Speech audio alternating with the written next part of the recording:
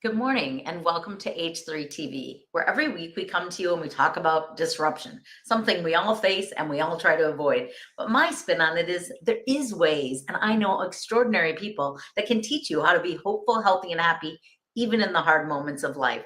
Today, I have the pleasure of having Kelly Lynn with me. So please help me welcome to the stage Kelly Lynn. Hey, Kelly, thanks for being with us. Hi, Annie. So excited to be here. I'm glad to have you. I also want to remind our listeners, if you have questions, comments for me or Kelly Lynn at any time during the show, please don't hesitate to put them in the comments or after. We'll make sure to respond. Kelly Lynn, tell us who you are, where you live, and what you do. Yeah, so I'm based in the United States, right outside of New York City, and I am a transformational leadership coach, international speaker, writer, all of the things. And I love it. All the good things, making a positive impact in our world. I love it. I hate to start with something heavy, but I always feel like we all face disruption personally, professionally, and sometimes literally. And so, what is a disruption that you face, Kelly Lynn, that you'd love to just teach some wisdom out of to our listeners today? So I was going to start with my burnout story when I landed in the hospital when I was in corporate. However, I'm going to shift. And I actually want to talk about grief. So I lost my grandmother and one of my best friends in a span of 2 years. Still grieving in this grieving process, and I've learned a lot during this process. So grief is such a unique and individual process. There's no timeline on it, all the things, right? So yeah, someday I'll love to have you back and hear about your corporate burnout, because I know we have clients and audience members that are feeling a little burnt out, and we want to get them before they get to the hospital. So tell us about going through a season of grief. So you lost your best friend and your grandmother. When did it happen? So my best friend was it's going on 2 months ago, and my grandmother was the end of 2023. So pretty relevant. And so what I've learned is when we talk about grief, I think it's also a process of grieving. It could be grieving a person, a pet, an identity, a shift in life, a vision. Maybe someone had a vision that, oh, this was it. I've been visualizing, mapping it out. And then all of a sudden life takes a turn, or lives. And we are the creator of our own lives. That's my biggest belief. And so what I've learned is that you get to control the controllables, and you also get to surrender and allow. And so for me, I've been a lot of I love control. It's like everything has to be in a specific order. And what this taught me, it's taught me so much, but also how to learn and love life and just also go with the flow in a different aspect. Yeah. One thing that I think about is that grief stacks too. So it may have been a little bit more time with your grandmother than your friend. When you lose your friend, it brings you right back to those previous losses. And you're right, loss of title, loss of animal, loss of family. So tell us when it feels heavy and dark, and when you're in that sad place of grief, how do you stay hopeful? What are some tips that you do that maybe someone that's listening is going through a loss could use? Yeah, so I wrote an article on Entrepreneur Magazine about this, and it is, you just have to remember, they want the best for you. And it's like you get to also keep creating your life. And also it hits it, for me, it hits at all different times. I could be in the best mood and then it just, boom, it hits. And I'm like, where did that come from? So like you said, it's not linear, the healing process and all of that. So yeah, so what I love is that it's just every day is a unique day. You never know what it's going to bring. And it's also, again, back to the creation mode. You get to create your day. There's never a bad day for me. There's maybe a bad couple hours. There's maybe a bad, I don't know, half day. But it's also learning to shift and transform those feelings, because feelings aren't facts. They're here to send us a message. However, we get to create. And also what I've learned is taking your pain and turning it into purpose and power. So I love that, because yes, I can be in victim mentality and we can all go there. And that's why I tell people, be in the ish storm, right? Be in that yucky place, and then you get to shift. I like that. The first thing you said hit me. You said, I think about them and what they'd want. So when I lost my brother to suicide, for many years, I was very sad. And I remember the priest saying, whatever you do, don't fall in love with the pain. I thought it was the weirdest, dumbest statement ever. Like, what kind of person falls in love with pain? Who would fall in love with pain? And yet grief tries to suck us in, does it not? Maybe not fall in love, but it pulls us away. And I remember I was in Paris speaking in 2015. And I thought about my brother, and I thought, he didn't get to know life got better, but I do. and I will live twice for him. And I love that you are reminding our listeners, paint a vision for what you want, but also paint a vision for these people that loved you so much. What would they want for you? What would they want you to create, as you say, every day? What do they want your life to look like? But we know grief can be heavy, it can be exhausting, and it can steal our health, whether that's emotional health or physical or spiritual or financial or whatever area of our health, even our other relationships, if people don't have compassion, understanding. So what are some things you've done, Kelly Lynn, when you do hit maybe not a day of sad, but hours of sad or moments of sad? How do you bring yourself back to healthy and happy in the face of that? Yeah, so I'm still in the process. So I'm still navigating it all. I allow myself to have those moments and actually to be with myself, to be sad, to mourn, to cry, from a somatic standpoint, right? To get it out of my body, to really nurture myself in any way that it feels good to me, getting outside, drinking more water, going down memory lane, looking at pictures. So I do allow that time and space, because what I've learned also in my burnout story is when I suppress my feelings, when I bottle them down, hold them in, not somatically get them out and express them, that can lead to not great experiences, what I've experienced. So I allow myself some time and grace and space. And then I really just, again, tap into, like you just said, what would they want for me? They wouldn't want me sad. They wouldn't want me crying. They would be like, what are you doing? Let's go. Like, live your life. So then I really channel, I meditate, I go inward, and I really actually call upon. I have an invisible board of directors, and they are part of that now.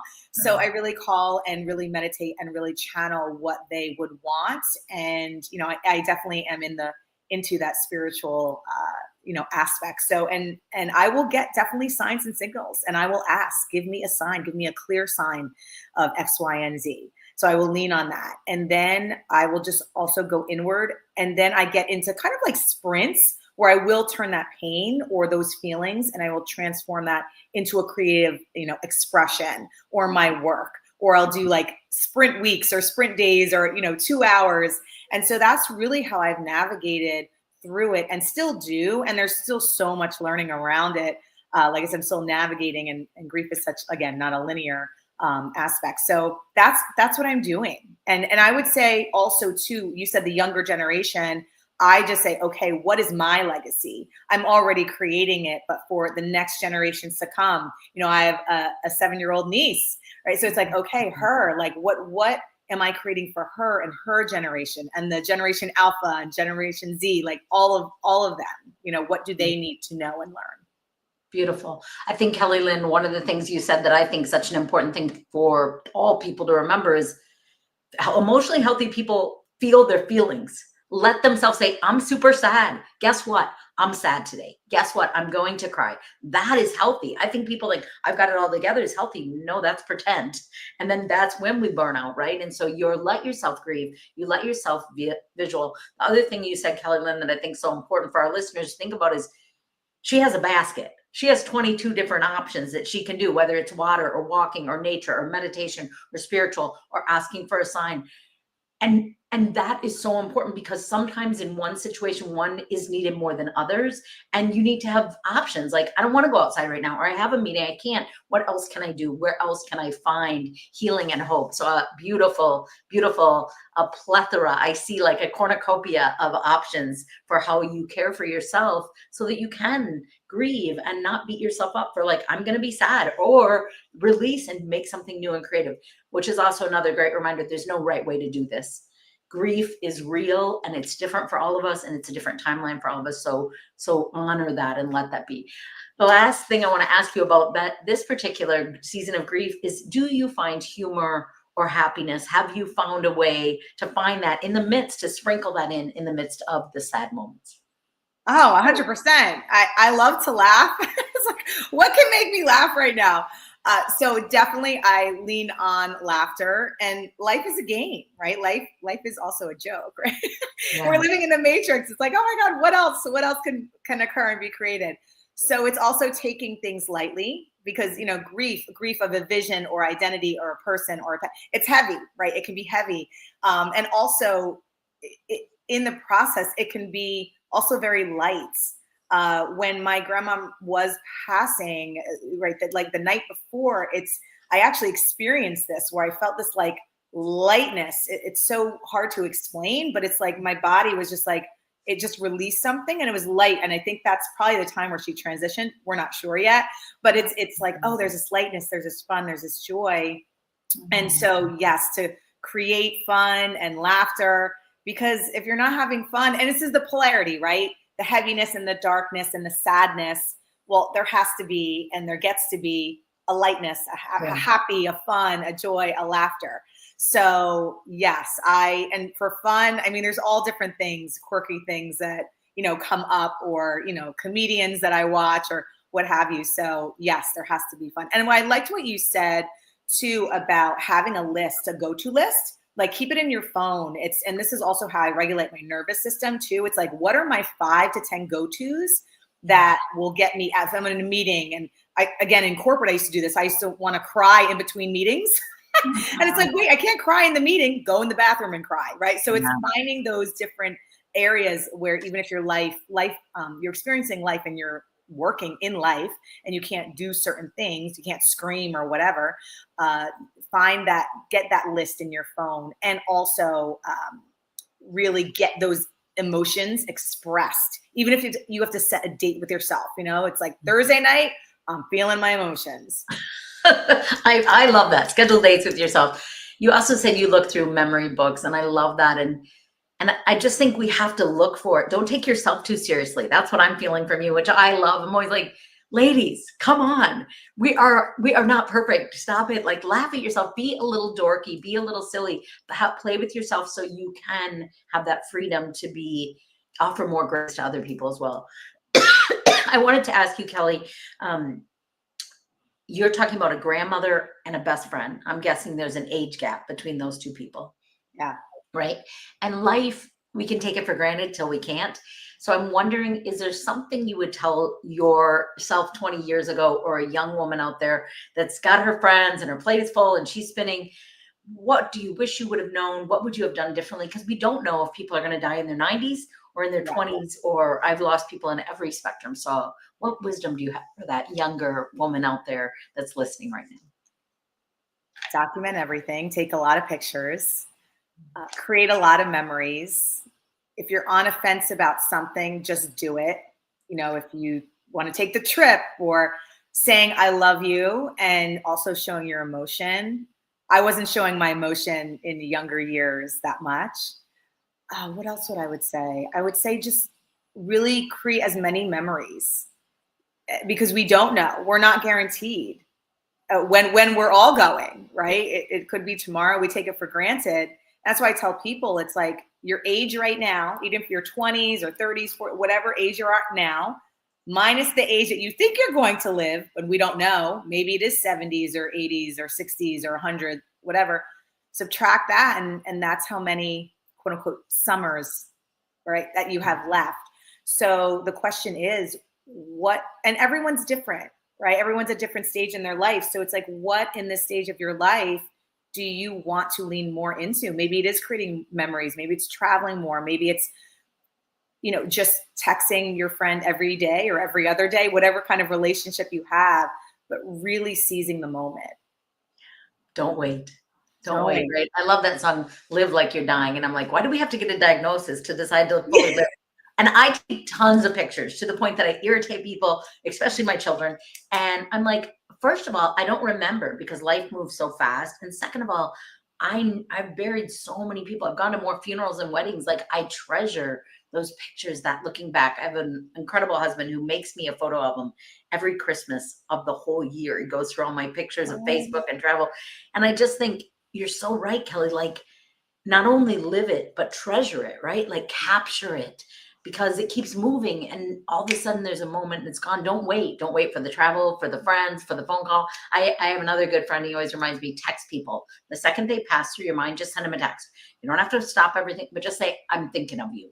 it's such a gift to know how many people actually do think of us, right? And how often we think of other people. So I love that. That's beautiful. I know you do amazing work, Kelly Lynn, and you really help women that are feeling stuck or burnt out or imposter syndrome. Can you take us through a story with someone you worked with? You know, where did you meet them? Where were they at mentally, physically, financially, and where were they after working with you and spending time with you? Yeah, so a high level woman, professional, had her own business. She was very successful in it, and on paper, everything looks great, right? The whole story of it looks great on paper, you know, that whole story that we've all heard before. But inside, she was really battling with depression, anxiety, and she was seeing other practitioners alongside of our work for depression and anxiety. And so what we did with her, because she had her system, she had her team, her advisory board. I mean, she was very successful, but she was hitting a bottleneck for her. And so what we did, because I usually do the outer and the inner work with my clients, depending on who they are, you know, where they are. And so with her, she really needed to create a new identity. So is this new identity, and then talk about grief, right? Really letting go and letting that old identity die and really coming up as someone totally new and not having her past, right? The depression, the anxiety, all the past stuff that happened in her life or anything external, her external circumstances, allow her to dictate the future and the present. So we did a lot of identity work. We definitely did a lot of like rewiring, right? Subconscious, and also looking at where in her business and in her personal life she gets to rewrite that story. Yeah. So with her, it was great. So we did definitely tactical and strategical things on the outer, which I love. And then also the inner of feeling the emotions, being in the grief, shifting that pain into purpose and passion. And then just kind of going into who she wants to become, because she can create any kind of version she wanted. So with that, she basically tripled her business within that year of working together. And it's not like, that's not a shock to me because it takes both the inner and the outer, right? So for me, it was just great to see the transformation that she had, like this new identity from literally her habits to the way she dressed to where she was showing up online. So it's a whole, 180, 360, whatever approach, I would say. I love that. Yeah. So tell us kind of, Kelly, who are your ideal clients? Like who do you market to? What is kind of your promise that you can give them, and where do they go? So I have two ideal clients. I know people are like, oh, you should really just have one. I talk to the female founders that are scaling their business. So we get into their business. So it is inner and outer work. So it is pricing, packaging, positioning, and also mindset and identity work.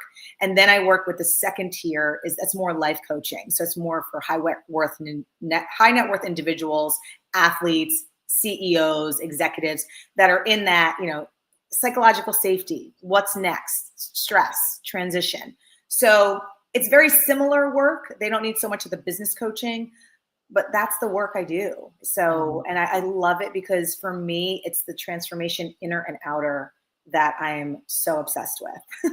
I love it. Well, and it's so rewarding, right? To watch someone, you meet them and you're like, I see more potential in you than you see in yourself. And then they get there and they're like, oh, I am capable of everything you saw. I just started doubting, or the past started holding you back, right? So I love it. I love that kind of work. And I think I was talking to someone yesterday and I was saying, they're like, I like coaching business, but I don't like personal. I'm like, if you spend enough time with people, whether we're growing their business or them personally, it overlaps. We're one being. And so you see that insecurity show up here and then it shows up here, or you show this broken communication here. And then, so you got to be able to be comfortable with both, I guess. And it sounds like you do beautiful inside and outside work. I like how you describe it. So we're winding down here. Do you have a last word of wisdom or a story? We have a lot of listeners out there that are business owners. We have a lot of people that want to be farther along than they are. What encouragement would you give them before we close down today? So I always say this, and I always listen to this too for myself. If something is on your heart and in your head, just do it. Whether that's, you can take a radical approach to that, or it can be a small thing like sending an email, making the ask, receiving, that's big for women, someone just asked me, what can I do for you yesterday? And I was like, oh, nothing. And I caught myself. I'm like, oh my gosh, Kelly, receive, ask. So receiving, huge for women, receive more. So yeah, just do it, because time is moving faster and we don't know when X, Y, and Z is going to happen. And just do the thing, even if it's a small step in the right direction, in the forward direction.